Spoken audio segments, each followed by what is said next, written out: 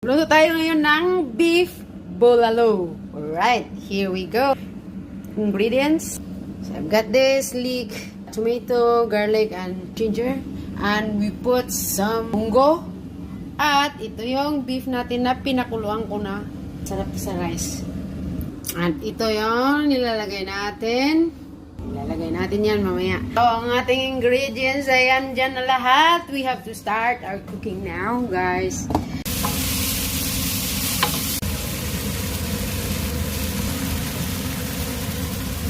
Paloy na lang natin siya.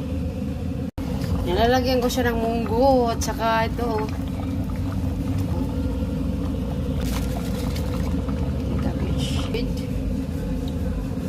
Our bulalo with sutanghon and